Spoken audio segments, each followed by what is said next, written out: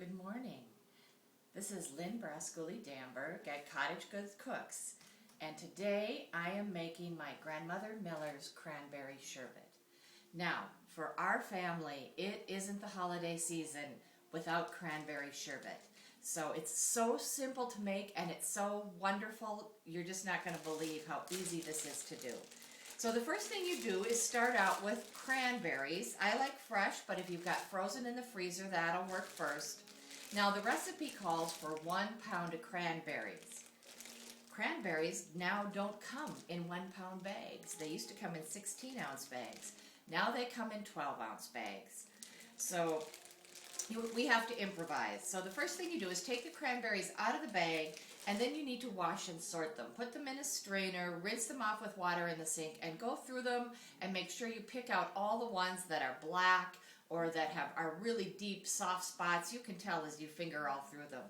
You wash them all. You put them in a heavy bottom pot.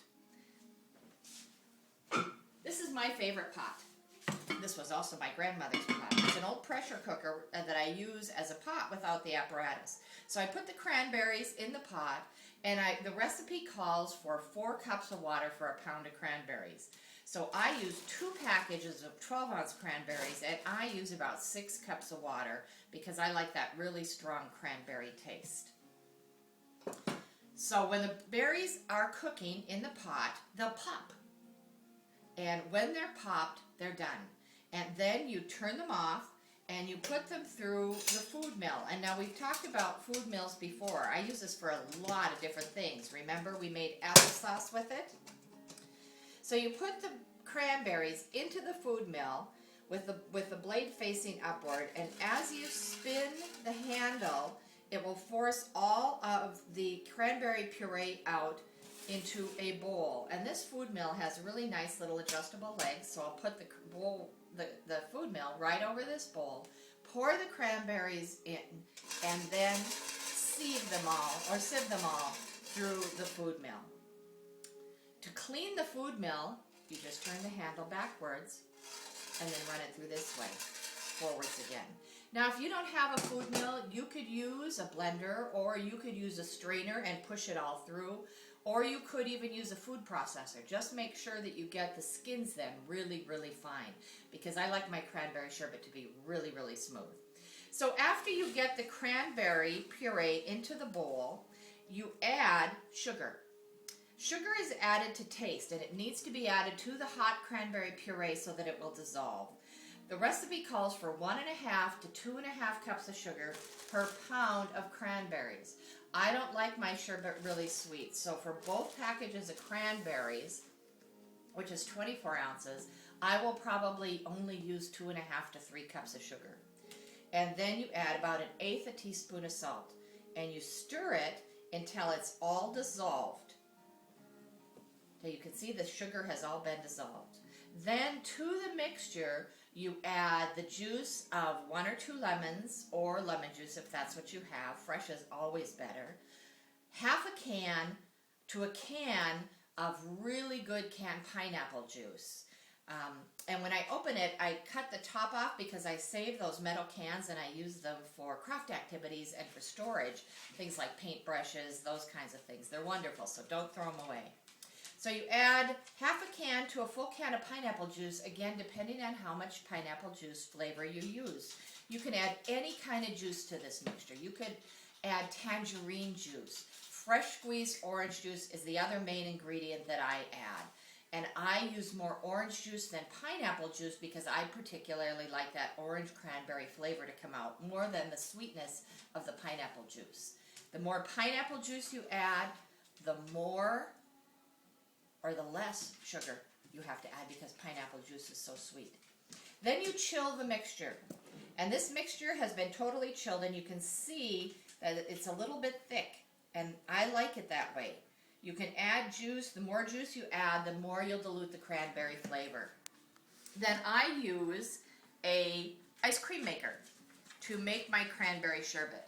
Now if you don't have an ice cream maker, you just pour the chilled mixture, and it has to be chilled, into the bowl. Look at what a beautiful bright red cranberry color that is.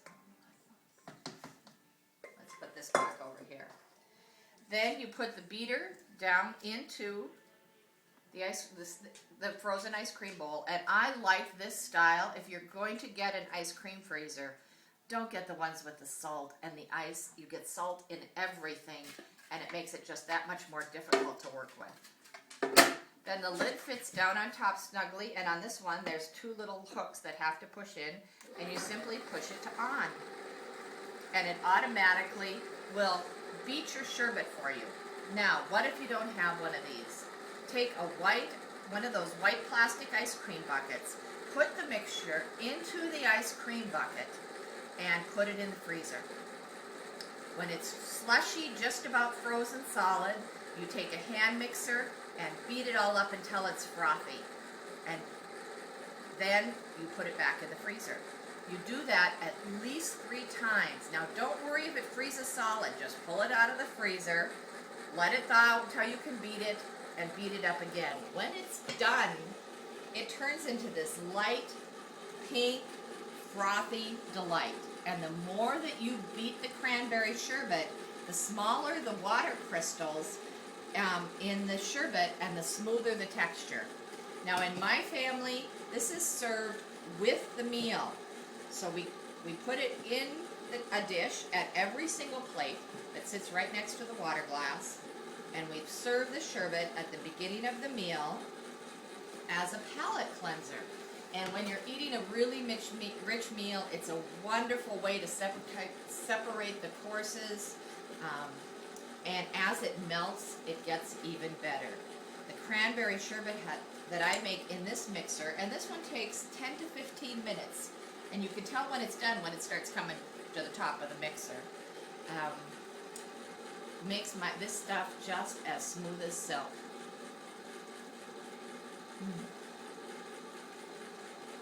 It's just not holidays at the Brass Schoolie House without Grandmother Miller's famous cranberry sherbet. Try it. It'll soon become a family tradition in your house too. Next time, we're going to be making my Grandmother Miller's steamed cranberry pudding, again to die for, perfect for the holiday season. Thanks, and we'll see you soon.